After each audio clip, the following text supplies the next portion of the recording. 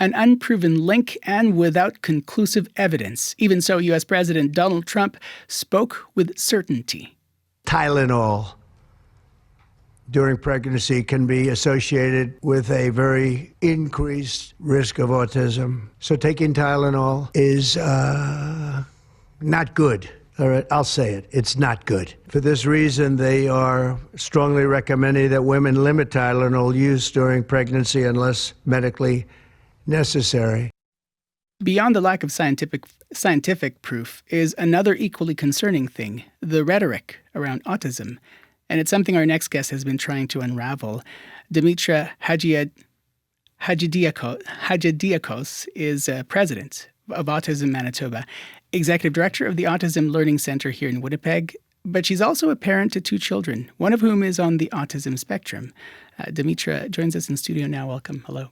Thank you for having me. You heard the words the president said out loud there. How hard was it to hear? I heard it live. I was home yesterday working, and I had CNN on in the background. And I can't say I was surprised, to be honest, because there was supposed to be some sort of an announcement in September, so I knew something was going to be put together, whether there was evidence or not, and it looks like there wasn't, and so there was an announcement, and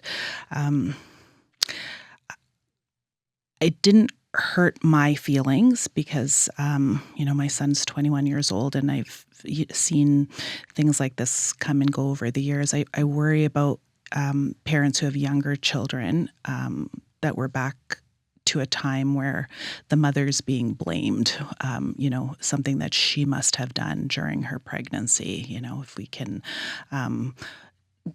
if the mother could do something better or different, then maybe this is something that we could prevent. And, all of this is unfounded and really unnecessary and hurtful for lots and lots of parents of young children. Did it bring you back to when you were pregnant? It did actually, yeah. Because I was talking to my husband. He's a physician, and I said, did I take Tylenol when you still kind of go back there, and friends of mine who have children with autism, again, their children are adults, who took Tylenol and who didn't take Tylenol, and we're saying, you can't connect the dots between, right. But honestly, I don't take it seriously. Even so, though, that conversation about who took Tylenol, did you take Tylenol, how much did I take, it has prompted this kind of conversation, right? And also associates with some of those negative feelings.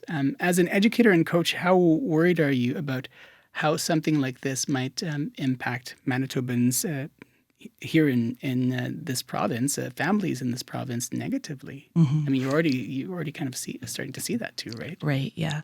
So I have some clients that I'm going to see later in the day, and little guys with autism, elementary school students, and I'm sure parents are going to have questions, and I usually just bring parents back to the basics, what we know about autism. We know it's not linked to vaccines. We know that there is an environmental component and that there is a genetic component. And that's all we know.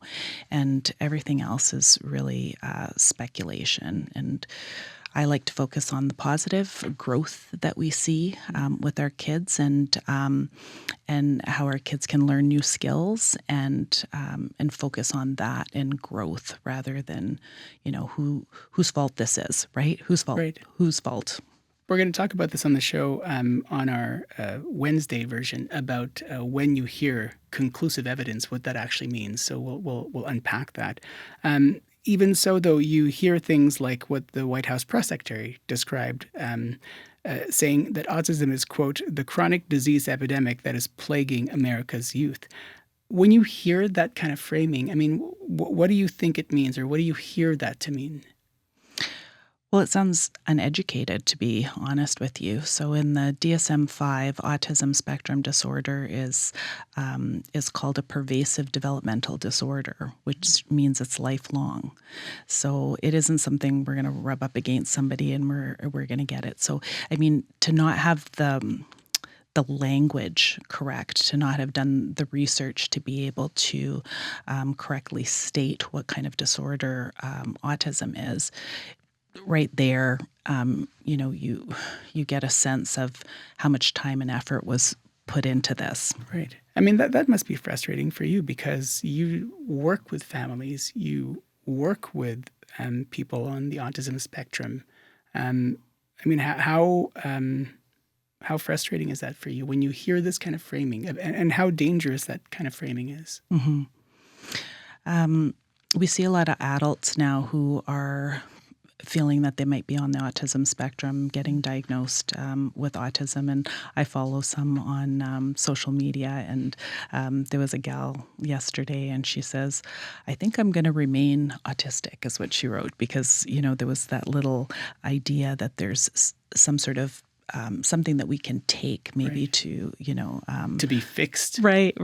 And I say fixed in air quotes, right? Yeah, no, absolutely, because there is no cure, right? So we really are looking for best quality of life, looking at building competency, learning new skills, finding out, what our interests are, building community. We see a lot of parents at the beginning who are looking for that cure, and it's a little bit of a process to understand that that's just not something that's in the cards, and we try to live in the moment and project into the future, where we can be with the cards that we were dealt. This proclamation from the U.S. administration, I mean, talking about this, there are folks who will have experienced and maybe still experience strong feelings like fear. What do you say to people who feel that way? There's hope and there's help. And Autism Manitoba, we receive dozens of phone calls and emails and text messages every day. Parents of young children who their children have just been diagnosed, or adults who realize that they're on the spectrum or have just been diagnosed with autism. And we're there to offer support and correct information and correct resources, and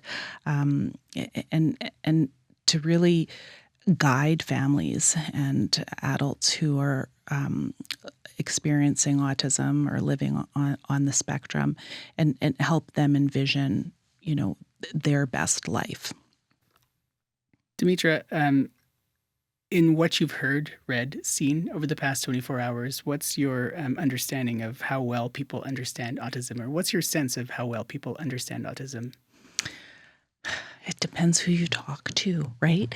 So lots of people I know have somebody in their family or have friends who have somebody in their family who has autism. Their understanding is fairly good.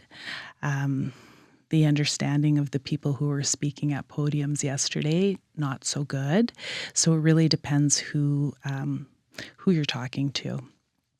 Thank you for coming in to talk about this. Thank you for having me. I really appreciate it. Can I give a plug for Carrie Magro, who's Yes. coming to the Leaf in Assiniboine Park on October the 29th for our annual autism conference? Tickets are on sale on our website. Thanks so much for letting me do that. And thank you for coming in. Take care. Okay.